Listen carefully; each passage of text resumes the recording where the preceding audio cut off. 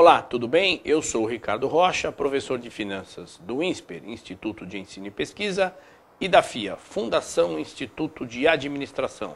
Estamos de volta com Investimento em Pauta, um programa feito para você, internauta, trazendo informações importantes sobre o mundo de finanças, mercado de capitais e negócios. Investimento em Pauta, tenho o prazer de receber novamente José Carlos Doerti. José Carlos Doerti é superintendente da Ambima, que é a Associação das Entidades dos Mercados Financeiro e de Capitais. Ele é graduado em Economia pela Universidade Federal de Brasília, MBA pelo IBMEC São Paulo, experiência de mais de 20 anos, inclusive internacional, trabalhou no Deutsche Bank Boston, Brown Brothers Harriman, na CVM e na Bovespa. É um currículo aqui extremamente interessante. Zé Carlos, agradeço novamente a você ter aceito o nosso convite. Nossa última entrevista foi muito interessante, falando sobre regulação, autorregulação, e isso gerou uma demanda aí por parte dos nossos internautas, né? Por isso que eu o convidei e agradeço aí dentro do teu horário aí, que eu sei que não é fácil, a tua agenda está novamente conosco aqui. Então eu começaria aqui fazendo uma primeira pergunta. Como funciona a regulação de mercado na prática? Né? Quer dizer, tem um legislativo, um executivo, um judiciário, só para a gente poder comparar aí com essa estrutura que a maioria das pessoas consegue enxergar. A autorregulação ou a regulação e melhores práticas da associação, ela funciona de uma certa maneira bem parecido com o que você vê no governo, no Congresso e no Judiciário. Vou explicar. Você tem uma área da associação, que a gente chama área de representação, que funciona como legislativo. É essa área onde os participantes do mercado se reúnem e escrevem as normas ali. Dali vai sair o Código de Autorregulação da Ambima. Então funciona bem como o Congresso brasileiro. Então você vai lá e lá é o legislativo. Depois você tem a área de supervisão, na qual eu sou responsável, que funciona como o governo, como se fosse a polícia do mercado.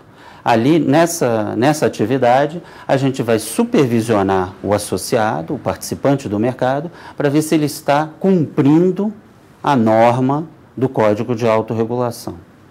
E a terceira parte caso a gente encontre como polícia, como xerife do mercado, como a gente brinca, se a gente encontrar algum problema ali ou algum associado não cumprindo a regra, a gente encaminha para o Conselho de Autorregulação e Melhores Práticas, que funciona como o judiciário. É nesse ambiente que ele vai ser processado e eventualmente punido. Então explica para nós, obviamente sem mencionar nomes por questões éticas, né? Como é que funciona como você mesmo falou, esse julgamento na prática, né? Para a gente poder entender esse processo. Então, imagina aí uma entidade que descumpriu, por exemplo, o Código de Melhores Práticas de Fundos, processo de marcação a mercado, vocês identificaram. O xerife identificou. Dali para frente, como é que isso funciona? Tá. Então, a área de supervisão identificou o problema, ela prepara um relatório, como se fosse uma acusação, né, um documento de acusação, e ela encaminha isso para esse Conselho de Autorregulação. E esse Conselho de Autorregulação, ele vai analisar esse documento feito pela área de supervisão, e ali ele vai tomar a decisão de instaurar um processo ou não contra aquele banco, aquela instituição financeira. Se a decisão for instaurar um processo, é indicado um relator para aquele processo, o relator vai analisar o caso e ele vai ter um tempo, tem um período certo a ser cumprido, e ele vai estar levando para o conselho a opinião dele como relator, que pode ser para absolver aquela instituição, achar que não foi suficiente a acusação, ou não. E aí, vamos dizer, se ele acha que foi, o voto dele, por exemplo, como relator é para punir, o conselho vai analisar aquele voto e vai votar, vai fazer uma votação decidindo pela punição ou não. Se for pela punição, depois você tem uma série de penalidades, que vão desde uma advertência pública àquela instituição. Essa advertência pode ser encontrada no site da Anbima, posteriormente ao julgamento, até a expulsão daquele associado. E o associado tem direito de defesa, né? Quer dizer, isso tem. Chamado... Todo esse processo que a gente chama de processo administrativo, ele tem, a associação elaborou um código de processos, onde ali estabelece uma série de regras que tanto a área de supervisão tem que cumprir ao fazer aquela acusação. Depois o associado tem um período de defesa, tanto uma defesa escrita quanto uma defesa oral durante o julgamento, e ele pode também apresentar, que é muito comum, um termo de compromisso, que é para suspender o processo. Não há uma culpabilidade ali, não há um reconhecimento de culpa, mas o processo pode ser suspenso, caso o Conselho de Autorregulação aceite o termo de compromisso dele.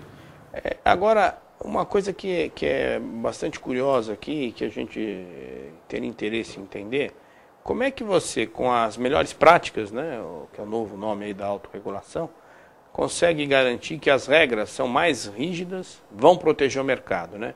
E uma pergunta que sempre nos fazem principalmente em sala de aula, não há conflito entre quem escreve a regra e quem aplica, né? Então, como é que isso é trabalhado, vamos dizer assim?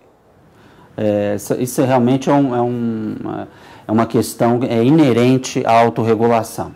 E como é que a gente vem tratando isso ao longo desses 10, 11 anos de autorregulação da Anbima?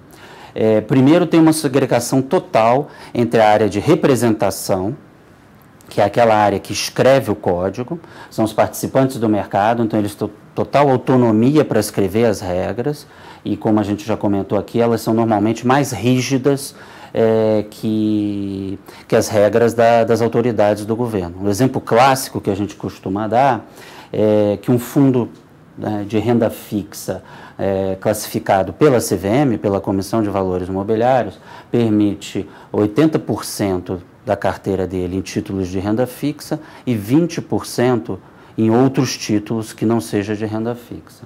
Quando você vai para essa classificação na associação, através da autorregulação, a definição é 100% título de renda fixa. Ou seja, você está sendo mais restritivo na classificação do fundo. Isso é no que se refere à representação.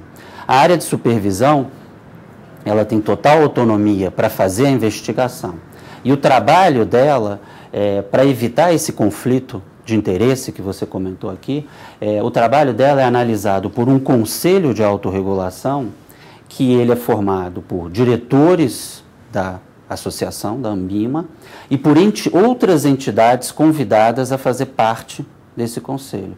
Sendo que a composição desse conselho, as entidades convidadas são sempre maioria do que o número de diretores. Por que isso? Isso faz com que qualquer decisão do Conselho de Autorregulação seja uma decisão isenta em relação à associação Anbima. Então, sempre o voto da maioria, que é de outras associações, como a Associação dos Fundos de Pensão, da Bovespa que participa e outras entidades que participam, são sempre maioria. Então, dessa maneira, a gente vem mantendo a segregação das decisões e evitando o conflito de interesse. Quer dizer,